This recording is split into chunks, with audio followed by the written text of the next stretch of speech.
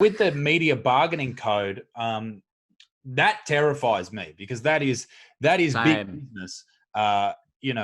Sleeping with the government, and even with people who have these strange, like, okay, so the ABC put out a video about it, saying how great it is, and then Sky News put a video out about it saying how great it is, and then Media Watch, who was on the ABC, who has always been very, very fair, put out a video saying how wonderful it is. And I was just like, oh my God, even Media Watch, they're coming out, and it's like, you can't trust any of these pieces of shit on TV at all.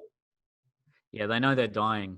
They're trying to cling on to whatever power they have. And look, even if this does get passed and it comes into effect, it's a small win for them, but they're losing the battle.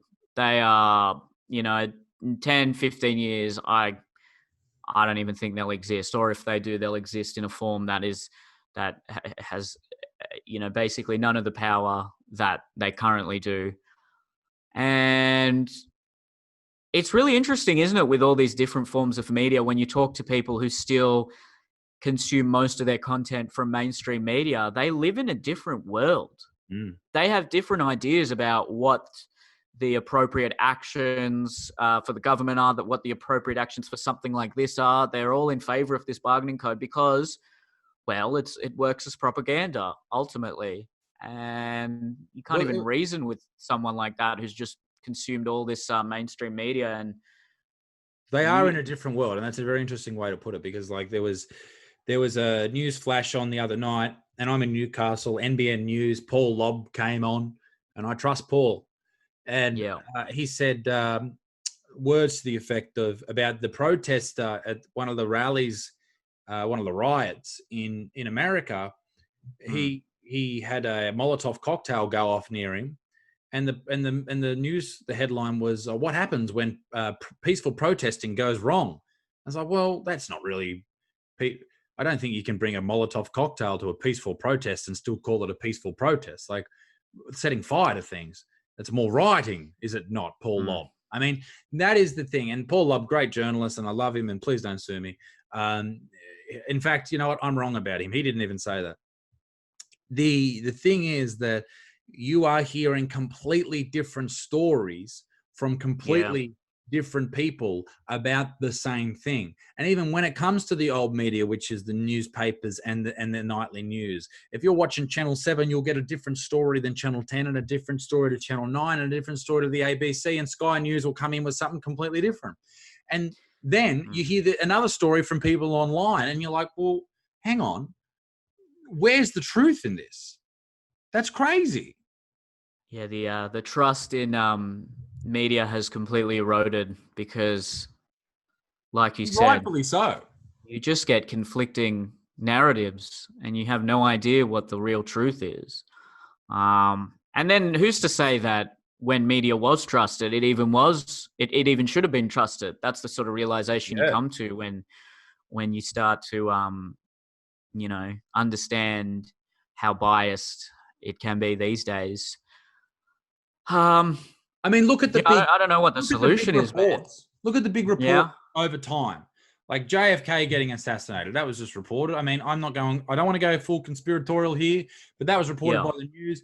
The mainstream story, accepted. 9/11, accepted. Even Harold Holt going missing, fishing, accepted.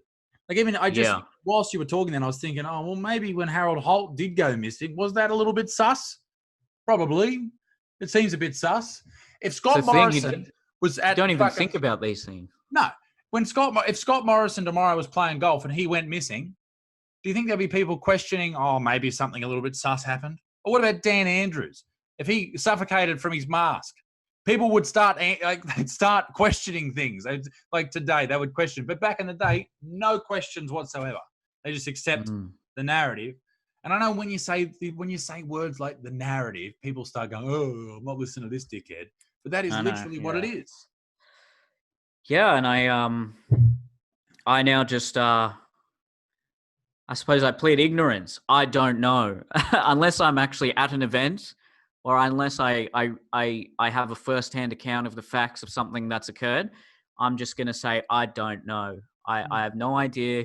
I can't trust the agendas and the bias of anyone reporting on these things. So I can assume there's maybe a grain of truth in what everyone says. So if you consume maybe opposing narratives, you might get to some semblance of the middle ground and the truth. But even then, it's too hard to really have a concrete idea of what the truth is, that's insane when you think about it.